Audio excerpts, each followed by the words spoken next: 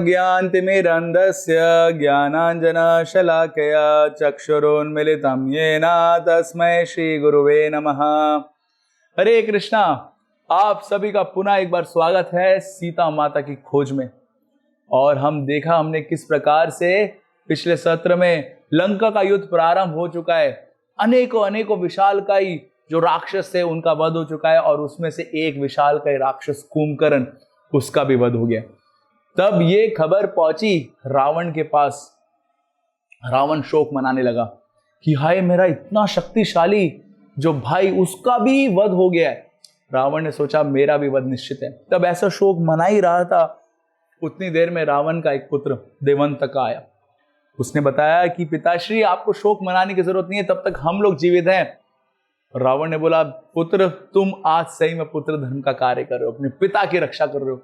और रावण ने अपने 4 पुत्रों को भेजा, नरंतका, देवंतका, त्रिशरा और अतिकाया। ये चारों पुत्र गए अपनी सेना लेके युद्ध करने के लिए। सर्वप्रथम नरंतका का युद्ध हुआ अंगद से। अंगद के साथ घमासान युद्ध होने के बाद अंगद ने उसका वध कर दिया। फिर देवंतका और त्रिशरा दोनों के दोनों साथ में आक्रमण करने लगे अंगद के ऊपर। हनुमान जी ने देखा कि कैसे 2 राक्षस एक साथ अंगद के ऊपर आक्रमण कर रहे हैं और हावी पड़ रहे हैं। हनुमान जी गए, तुरंत वहां पे राक्षसों ने बहुत तीर फेंके। हनुमान जी ने तीरों को साइड में कर दिया और तुरंत उन्होंने एक मुष्टि प्रहार किया देवंतका के ऊपर और देवंतका का वहां पे वध कर दिया। अभी बचा था त्रिशिरा। त्रिशिरा ने उठाया अपना तलवार से युद्ध करने लगा। तलवार नीचे गिर गई, भाला उठाया, भाला से युद्ध करने लगा। और फिर अंत में हनुमान जी ने उसका सर के बाल पकड़े और उसका सर धड़ से अलग कर दिया। इस प्रकार से त्रिशरा का भी वध हो गया। अभी जो एक विशालकाय पुत्र बचा था उसका नाम था अतिकाया। अतिकाया के बारे में बताया जाता है काया जिसकी बहुत बड़ी है। ऐसा बताते हैं कि वो दूसरा कुंभकर्ण था, कुंभकर्ण पार्ट 2। इतना शक्तिशाली लग रहा था, सारे वानर सेना भी डर गई। अरे, एक कुंभकर्ण तो कैसा, अभी उसका वध किया प्रभु रामचंद्र, भी एक और आ गया है। और उस अतिकाय के ऊपर आक्रमण करने के लिए नील, दुविधा, मैनद, कुंभ, शरभा, इन सब ने आक्रमण किया, परंतु उसको कुछ फर्क नहीं पड़ा। प्रभु रामचंद्र ने कहा मैं जाऊंगा इसके पास, और ऐसा बोलने लगे कि आओ मेरे से युद्ध करो। और अतिकाय बोला, अरे आप मनुष्य हो, मनुष्य के साथ क्या युद्ध करना। राम बोले, ज्यादा बोलो मत, आओ रणभूमि में हम युद्ध करेंगे। लक्ष्मण जी ने कहा, प्रभु रामचंद्र मैं जाके युद्ध करता हूँ। और दोनों लगे घमासान युद्ध करने। दोनों एक दूसरे से तीर फेंक रहे थे एक दूसरे की तरफ से, और ऐसे तीर लग रहे थे पूरा आकाश को चकाचौंध कर रहे थे। और फिर लक्ष्मण जी ने देखा कि अभी और कोई चारा नहीं है। लक्ष्मण जी ने ब्रह्मास्त्र निकाला और वो ब्रह्मास्त्र सीधा जाके अतिकाया को लगा और अतिकाया का वध हो गया। बोलो जय श्री राम। ऐसे करके सारे वानर जोर से उद्घोषणा करने लगे। तब ये खबर पहुंची रावण के पास। एक लौता अवसर था रावण के पास। उसने सोचा कि हाय, निश्चित रूप से इतने ज्यादा शक्तिशाली ये जो योद्धा है राम और लक्ष्मण, ये हो ना हो विष्णु ही है। विष्णु ही है जो मेरा वध करने के लिए आया है। और फिर से रावण शोक मनाने लगा। इतनी देर में रावण का एक और पुत्र इंद्रजीत आया और इंद्रजीत ने बोला, पिताजी मेरे को आशीर्वाद दीजिए, मैं जाके राम और लक्ष्मण का वध करके आता हूं। पहले भी इंद्रजीत ने दिखाया था अपना पराक्रम और रावण को कुछ हौसला आया। रावण ने बोला, जाओ बेटा, पूरा आशीर्वाद है मेरा तुम्हारे साथ। इंद्रजीत गया और अग्नि की रफ्तार से ऐसे ऐसे तीर छोड़ने लगा। हजारों की संख्या में जो वानर थे, है ना, उनका वध होने लगा। और फिर उसने सोचा अभी मेरे पास समय नहीं है वानरों के साथ युद्ध करने के लिए, सीधा राम और लक्ष्मण का वध करना बहुत जरूरी है। उसने निकाला ब्रह्मास्त्र और छोड़ दिया राम और लक्ष्मण के ऊपर। वहीं पर ही लक्ष्मण भी निकाल रहे थे ब्रह्मास्त्र उस दूसरे ब्रह्मास्त्र का काउंटरैक्ट करने के लिए, परंतु प्रभु रामचंद्र ने बोला नहीं, ये 2 ब्रह्मास्त्र अगर एक साथ मिल जाएंगे तो पूरा ये जो पृथ्वी इसका नाश हो जाएगा। और हम अपने स्वार्थ के लिए पूरी पृथ्वी का नाश नहीं कर सकते। और प्रभु रामचंद्र ने मना कर दिया। उतनी देर में वो ब्रह्मास्त्र आया, लगा और राम और लक्ष्मण वहीं पर ही नीचे गिर गए। ऐसा प्रतीत हो रहा था कि मानो दोनों का वध हो चुका है। और फिर इंद्रजीत गया ये खुशखबरी देने के लिए रावण को, और वहीं पर हनुमान जी आए, बाकी वानर आए, परंतु विभीषण ने बोला कि आप लोगों को चिंता करने की जरूरत नहीं है। प्रभु रामचंद्र ने स्वयं से ये ब्रह्मास्त्र को अपने ऊपर स्वीकार किया है, और इसका पीछे कोई ना कोई वजह होगी। तभी जामवन ने अपने वैद्य को बुलाया, सुषेण को पूछा क्या कर सकते हैं। सुषेण ने बताया कि जड़ी बूटी लानी पड़ेगी। जामवन ने बोला हनुमान एक और छलांग लगाने की जरूरत है, और इस बार जल्दी आना, बहुत क्विकली। और बोला 3 प्रकार की जड़ी बूटियां हिमालय से लेके आनी है तुमको। पहला है संजीव करना। संजीव करना मतलब जिससे मृत व्यक्ति भी जीवित हो जाए, क्योंकि अभी ये लोग मृत समान ऐसा दिखाई दे रहे हैं। दूसरा है विशल्य कर्णिका, जो भी सारे घाव है वो सारे घाव भर जाए। और अंत में हनुमान संधनी और स्वर्ण करनी, ये जो जड़ी बूटियां ये जरूर लाना, इससे जो कटे हुए हिस्से होते हैं शरीर के वो भी जुड़ जाते हैं। हनुमान जी ने छलांग लगाई, जय श्री राम, और जाने लगे हिमालय की तरफ। बीच में ऋषभ पर्वत आया, वहां पे ऋषियों का आशीर्वाद लिया और गए हिमालय में। तब देखा हिमालय में जड़ी बूटी ढूंढते हुए, हिमालय ने जड़ी बूटी को छुपा लिया, नहीं देना चाहता था। तो हनुमान जी ने सोचा इसकी इतनी हिम्मत, मेरे प्रभु रामचंद्र की सेवा के लिए ही बनाए और नहीं दे रहा है। तो हनुमान जी ने पूरे के पूरे पहाड़ को, पूरा हिमालय को उठा लिया और लेके आ गए पूरा हिमालय लंका में, जिससे कि प्रभु रामचंद्र के लिए जड़ी बूटियां निकाली जा सके। और जैसे हिमालय ने देखा इतना शक्तिशाली, हिमालय ने तुरंत अपनी सारी जड़ी बूटियां देनी शुरू कर दी, और वहां पे सुषेण द्वारा इलाज किया गया राम और लक्ष्मण का, और राम और लक्ष्मण पुनः जीवित हो गए। सारे वानरों के अंदर जोश आ गया, जय श्री राम, और वो दुगनी शक्ति के साथ वापस घातक रूप से आक्रमण करने लगे लंका के ऊपर। और फिर लंका में एकदम ऐसा आक्रमण चल रहा था, इतने सारे योद्धा, कंपना अंगद के बीच में आक्रमण वगैरह हो रहा था। उतने में कुंभकर्ण के 2 पुत्र कुंभ और निकुंभ वो बाहर आए। कुंभ के बारे में बताया जाता है कि कुंभ के ऊपर दुविधा ने, मेहनत ने उसके छाती के ऊपर आक्रमण किया, परंतु कुछ असर ही नहीं पड़ा उसको। और जब वो अपने जो तीर फेंक रहा था, वो फौलाद के तीर इतने शक्तिशाली थे, हजारों की संख्या में वानरों का वध कर रहे थे। वहीं पर सुग्रीव आया उसके साथ युद्ध करने के लिए। सुग्रीव ने सीधा छलांग लगाई उसके रथ के ऊपर, और उसके रथ के ऊपर उसके साथ युद्ध करने लगा, और दोनों युद्ध करते करते समुद्र के अंदर गिर गए, वहां पे भी युद्ध करने लगे। और फिर अंत में सुग्रीव ने एक जोर से प्रहार किया कुंभ के छाती के ऊपर, कुंभ का वध हो गया। बोलो जय श्री राम। अभी निकुंभ बचा था। निकुंभ ने सोचा क्या करे, हनुमान जी वहां पर आए उससे युद्ध करने के लिए। निकुंभ ने जोर से अपना गदा का प्रहार किया, हनुमान जी को गदा टूट गई। हनुमान जी ने एक मुष्टि प्रहार किया, जो निकुंभ था उसका कवच था, वो कवच वहीं पर ही टूट गया, और दोनों के बीच में बहुत ज्यादा तेजी से युद्ध होने लगा। निकुंभ इतना शक्तिशाली था, उसने हनुमान जी को पकड़ लिया और हनुमान को अपने हाथ में दबा के वापस ले जाने लगे। उतनी देर में हनुमान जी बाहर निकले और गला मोड़ के निकुंभ का भी वध कर दिया।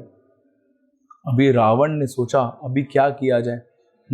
तो रावण ने अपने वापस पुनः पुत्र इंद्रजीत को बुलाया और बोला, इंद्रजीत देखो 2 बार तो तुम जीत के आ चुके हो, अभी ये समय आ गया है, और इस समय ऐसा करना कि वापस मत आना, सीधा राम और लक्ष्मण को वध ही कर देना, जला के ही आना वापस। इंद्रजीत ने बोला, जो हुक्म आपका पिताश्री, और वो लगा आक्रमण करने। तब इंद्रजीत आया तो ऐसा बताते हैं वापस अपनी छल शक्ति का प्रयोग करके इस दिशा से तीर फेंक रहा था कि कुछ समझ में नहीं आ रहा था कौन सी दिशा से जो तीर है वो आ रहे हैं। तीरों के बारे में कुछ पता नहीं चल रहा था। प्रभु रामचंद्र ने देखा कि इसका एक ही उपाय है कि जहां से ध्वनि आ रही है वहां पे आक्रमण करना पड़ेगा, और उन्होंने शब्द अस्त्र का प्रयोग किया प्रभु रामचंद्र ने। यह अस्त्र जैसे आजकल भी हम देखते हैं मिसाइल्स में डिटेक्टिव रडार रहती है, कहां पे अटैक करना है, वैसे ही ये अस्त्र डिटेक्शंस के साथ रहते हैं, कहां से आवाज आ रही है वहीं पर ही अटैक करना है। और फिर इस प्रकार से वो सब कुछ चल रहा था, और शब्द अस्त्र से जब प्रहार किया गया इंद्रजीत के ऊपर तो इंद्रजीत बहुत डर गया। इंद्रजीत ने सोचा कि अभी लगता है मेरा वध हो जाएगा। तो इंद्रजीत तुरंत गया लंका की तरफ और वापस आया तो सीता को लेके आया साथ में। ये सच की सीता नहीं थी, ओरिजिनल सीता नहीं थी, ये छल से बनाई गई, माया से बनाई गई सीता थी। और इंद्रजीत सामने आया राम और लक्ष्मण के, और हनुमान ने देखा ये क्या कर रहे हैं, और इंद्रजीत ने हनुमान के सामने वो सीता का गला काट दिया। और हनुमान सोचा अब क्या, जिसके लिए ये पूरा युद्ध हो रहा है वो व्यक्ति ही मर गया है, अब युद्ध करने की कोई जरूरत नहीं है। हनुमान जी दुखी होकर वापस आए, राम और लक्ष्मण को ये संदेश सुनाया कि वध हो गया है सीता का। और राम और लक्ष्मण भी बहुत विलाप करने लगे। तो सोचा अभी किसके लिए लड़ाई करेंगे, और सोचा अभी क्या करेंगे हम लोग। उतनी देर में विभीषण आया। विभीषण ने बोला प्रभु रामचंद्र आपको विलाप करने की जरूरत नहीं है, ये इंद्र का छल है। भला सीता को कौन ऐसे छू सकता है और वध कर सकता है, वो तो आपकी शक्ति है। और प्रभु रामचंद्र ने ऐसा, और उन्होंने लक्ष्मण को, लक्ष्मण जाओ और आज ही इंद्रजीत का वध करके आओ। और इंद्रजीत के पास तब लक्ष्मण आने लगे। इंद्रजीत ने सोचा कि अभी तो मेरे से तुरंत युद्ध नहीं होगा, मेरे को और शक्ति अर्जित करनी पड़ेगी। और इंद्रजीत लगा यज्ञ करने। तो ऐसा बताते हैं कि इंद्रजीत जो यज्ञ कर रहा था, उस यज्ञ में इंद्रजीत को ऐसा वरदान था कि अगर वो यज्ञ संपन्न हो गया तो इंद्रजीत को कोई हरा नहीं पाएगा, परंतु अगर उस यज्ञ में कोई भी बाधा आ गई तो इंद्रजीत का वध निश्चित है। उतनी देर में इंद्रजीत यज्ञ करने लगा। लक्ष्मण गए वो यज्ञ भूमि जहां पे इंद्रजीत था, और हजारों हजारों राक्षस थे, उन सबके साथ युद्ध करने लगे। उतनी ही देर में वहां पे विभीषण आया। विभीषण ने बोला लक्ष्मण तुम्हारा कार्य इंद्रजीत का वध करना है, ये सारे राक्षसों का वध हनुमान कर लेगा। हनुमान जी को भेजा, हनुमान जी सारे राक्षसों के साथ वध करने, लड़ाई करने लगे, और लगे हमारे लक्ष्मण जाने इंद्रजीत के पास। उतने ही देर में जैसे ही लक्ष्मण पहुंचने वाले थे इंद्रजीत के पास, विभीषण सामने आए। इंद्रजीत ने देखा विभीषण, अरे आप ऐसे धोखा देके जा सकते? तो विभीषण ने कहा देखो, अगर हमारा जो सगे संबंधी है वो हमारे दुश्मन का साथ देने लगे, अधर्म का साथ देने लगे, तो ऐसे सगे संबंधियों को छोड़ा जा सकता है। और इसलिए मैं वहां से आ गया हूं राम के पास, और रावण के पाप का घड़ा भी भर चुका है, रावण का भी वध होने वाला है। और ऐसा बोल के विभीषण वहां से चले गए, और लक्ष्मण और इंद्रजीत के बीच में युद्ध प्रारंभ हो गया। और ऐसा बताते हैं कि बहुत ही घमासान युद्ध हो रहा था। बाकी राक्षसों के साथ विभीषण, हनुमान, जाम्बवन, ये सब लोग युद्ध कर रहे थे, और लक्ष्मण और इंद्रजीत दोनों आपस में युद्ध करने लगे। एक दूसरे के सामने अपना अपना रथ लेके आए और लगे बहुत जोर शोर से एकदम युद्ध करने के लिए। और उस समय ऐसा प्रतीत हुआ कि मानो इंद्रजीत हावी पड़ रहा है लक्ष्मण जी के ऊपर, और लक्ष्मण के पूरे रथ को उन्होंने, इंद्रजीत ने अपने तीरों से ढक दिया, कुछ रोशनी नीचे नहीं आ रही थी। और सब ने सोचा कि हाय लगता है लक्ष्मण का वध हो जाएगा। उतने ही समय में लक्ष्मण जी ने शक्ति प्रदर्शन करके अपने तीरों से वो जो पूरा कवच बना दिया था इंद्रजीत ने अपने तीरों से, उसको तोड़ा, और फिर एक तीर निकाला जो प्रभु रामचंद्र ने लक्ष्मण जी को दिया था विशेष वध करने के लिए इंद्रजीत का। और ऐसा आक्रमण किया कि वो तीर जाके सीधा लगा इंद्रजीत के ऊपर, और इंद्रजीत का वध हो गया। बोलो जय श्री राम। और सारे वानर सेना चिल्लाने लगे जोर जोर से, जय श्री राम, जय श्री राम। और जब ये खबर पहुंची रावण के पास, रावण ने सोचा हाय हाय, मेरा वो पुत्र जो इंद्र को भी जीत चुका था, इंद्र भी उसको हरा नहीं पाया, ये मनुष्य ने उसको हरा दिया। सोचने लगे मंडोत्री का क्या होगा, कितना उसको दुख होगा। और इस प्रकार से जो रावण था उसको बहुत क्रोध आने लगा। ऐसा बताते हैं अपने दांतों को एक के साथ दूसरे के साथ एकदम कुचलने लगा। उसकी आंखें एकदम लोहे के समान, जो उबलता हुआ लोहा है उसके जैसे समान एकदम लाल हो गई।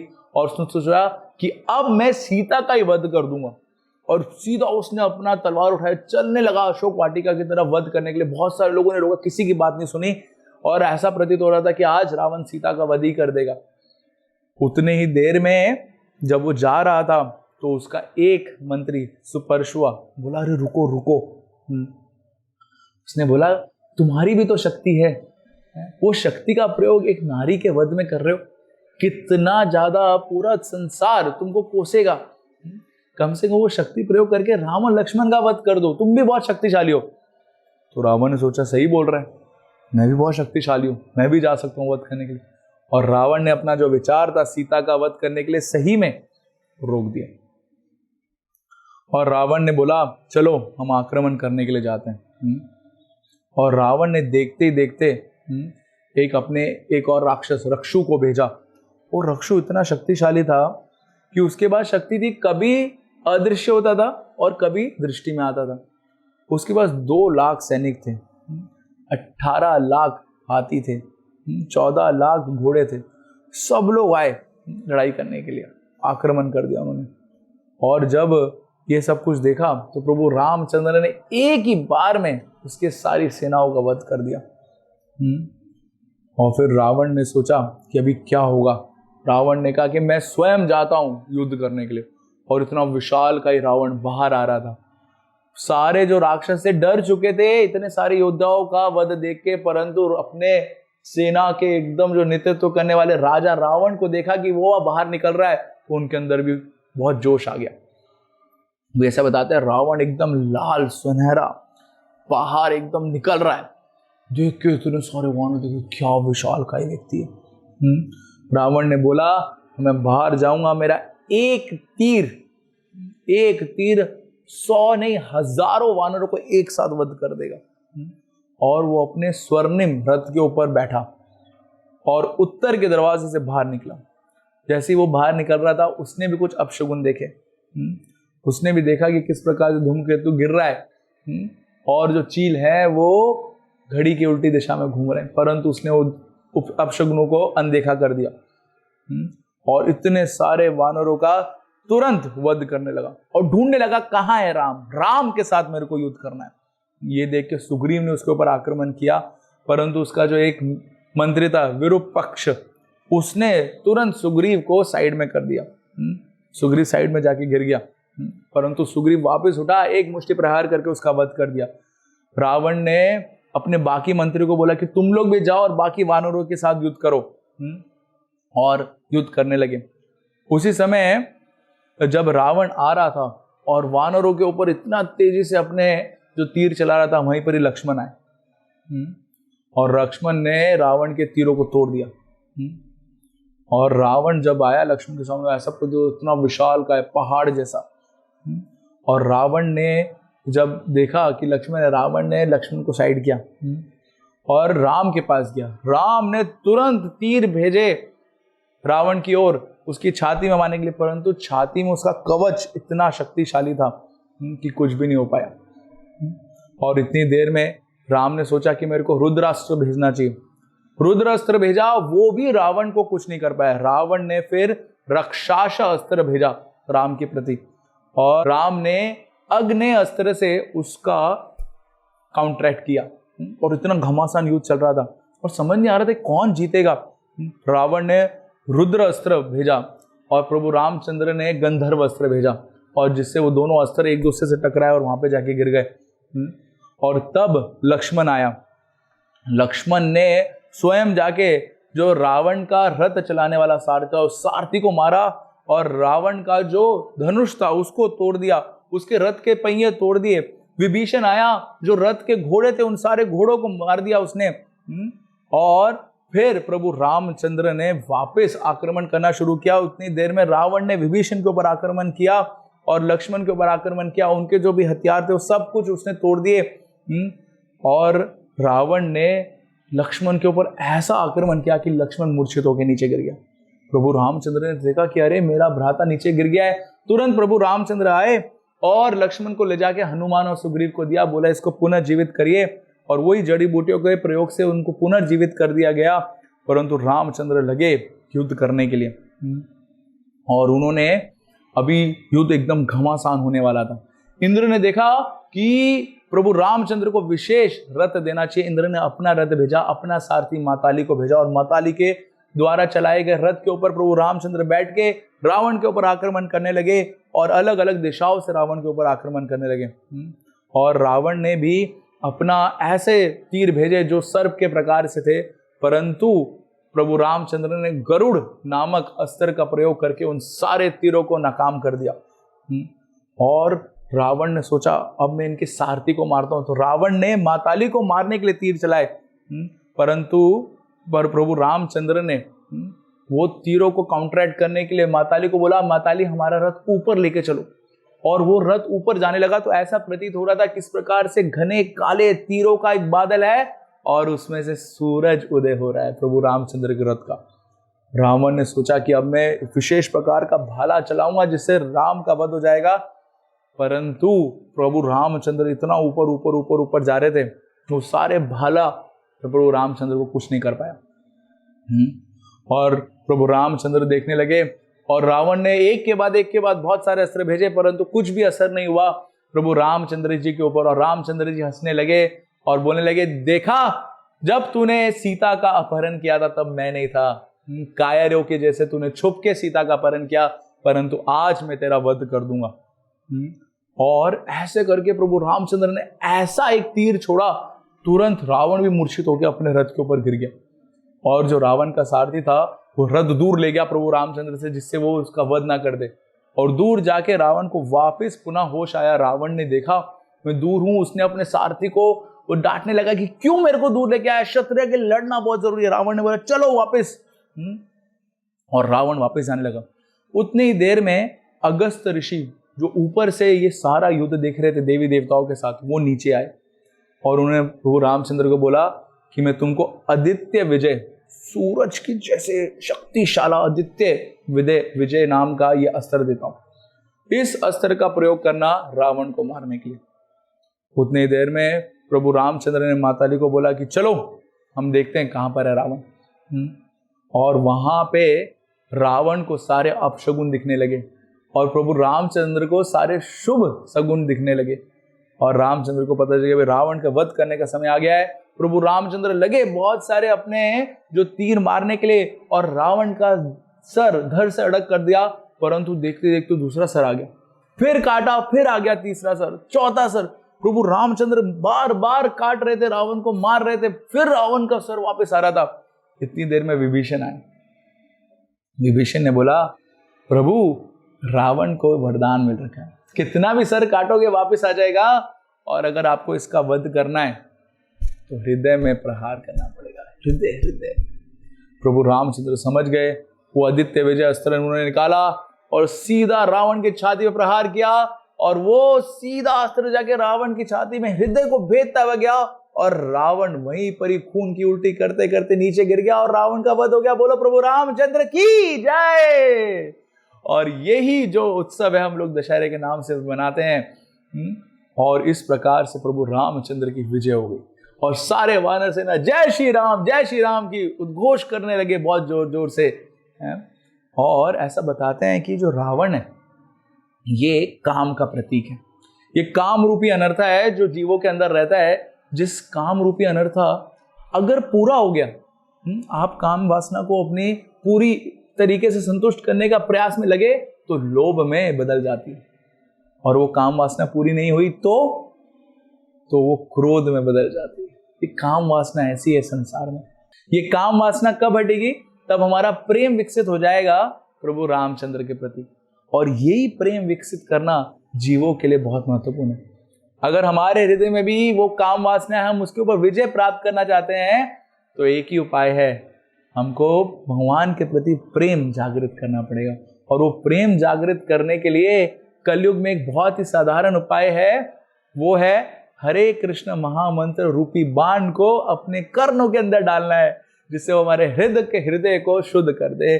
और हमको बोलना है हरे कृष्णा कृष्णा कृष्णा हरे हरे, हरे राम राम राम हरे हरे। और इसके पश्चात तब प्रभु रामचंद्र ने रावण का वध कर दिया। किस प्रकार से वो सीता से वापस मिले और फिर अयोध्या की ओर गए, हम देखेंगे अपने अगले सत्र में। तब तक के लिए बहुत बहुत धन्यवाद। हरे कृष्णा।